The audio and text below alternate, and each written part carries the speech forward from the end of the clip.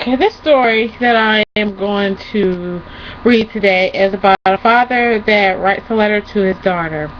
The letter highlights some of the happy and the sad times that the family experienced over the years and when she was growing up. I'm sure that everyone has memories and can relate to their childhood and has memories that they cherish and some that they rather forget. The father is explaining to his daughter that he cherishes all the memories that he can remember of her childhood and wanted her to know how important she is to him.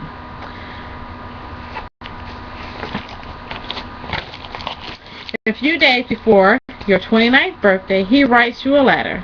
This father of yours, and it tells you what he remembers of you. In the course of thinking back over your 29 years, he says, I called to remind many memories, and among the highest ranking of them all was when you were just 3, before I went into military service. I sat on your bed and you knelt to say your prayers, and after praying for all the regular and the proper people and thanking God for all the regular and proper things, you concluded with, God bless Santa Claus and the Easter Bunny and the Easter Bunny's helper.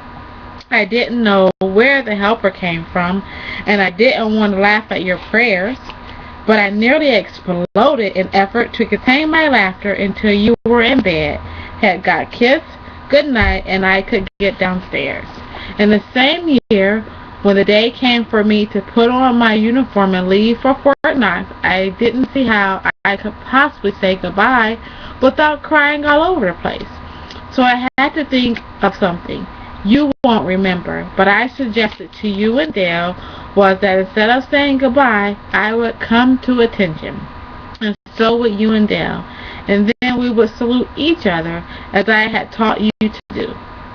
Dale burst into tears and ran upstairs to her room, but you came to a very extravagant state of attention, with your chest out and your belly in and chin very straight.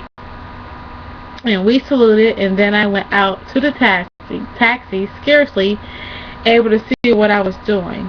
I looked back and waved, and you waved too. And then I looked up at Dale's window, and she was standing there with a handkerchief against her mouth. And she waved finally, a memory that is very sweet, very upsetting, and almost unbearable, all at the same time.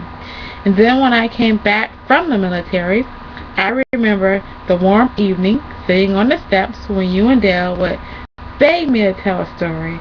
And those evenings I made up silly Mother Goose and a story about a little white dog and the blind horse that the French family had to leave behind when they fled in front of the German armies in the 1940s. And overwhelming tales I can't remember anymore.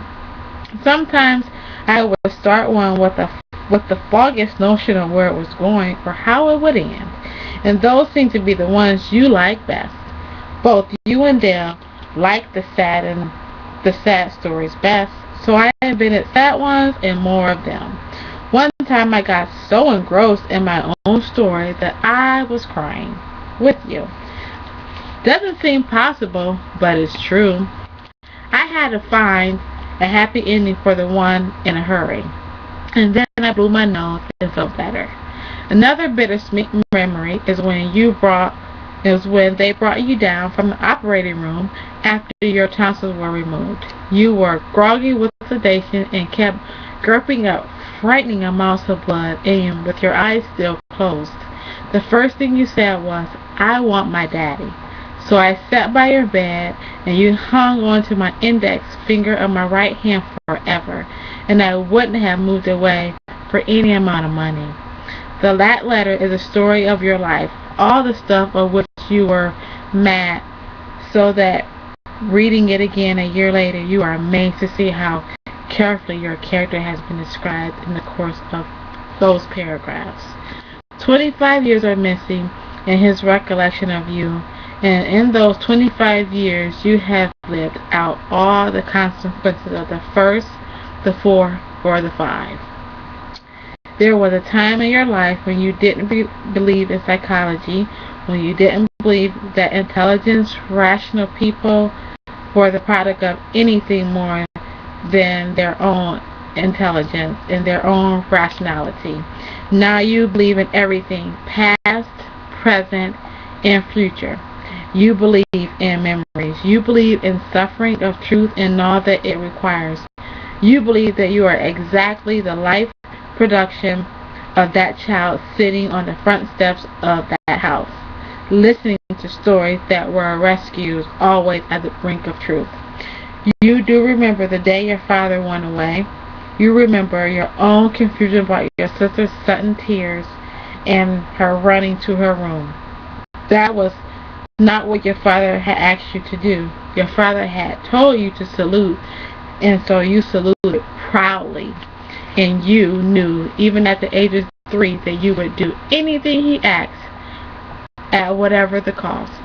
Now that you are nearly 30, you are writing letters to him, and what do you say to him? You did say yes and fail in your lives. The 4 of us, you, Vanessa, Dale, and me, we died all the unwept tears and all the things we never understood. You talk about your mother's death, about her need to die, and about the ways in which her death has set you free, and now how death has bound you, broken you, and mended you again.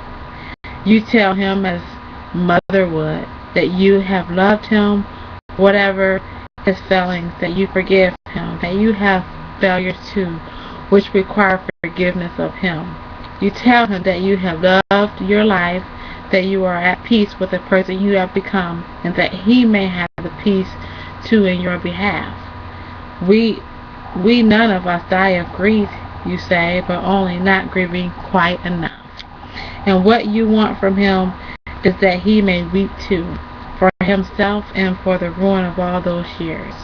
You want to say to him, "Oh, my Father, don't you see that we are healed, all of us, by being exactly what we are, by loving, by remembering, by opening up the wounded places in our lives and letting go." You want to tell him you treasure all the relics of the past. You know that you are a living museum full of rooms, crooked corners that repeat themselves at every turn. And you want to tell him that by loving you, he can love himself too. That he can choose again rightly for every cloudy choice he's made. That he can learn too to have his life instead of giving it away. And now you wonder if he'll hear you years and years away, across the wild, far country of your life, across the sins and the resurrections of your soul. You wonder if he'll understand that groggy in your life and full of pain. You called to him before you even open your eyes.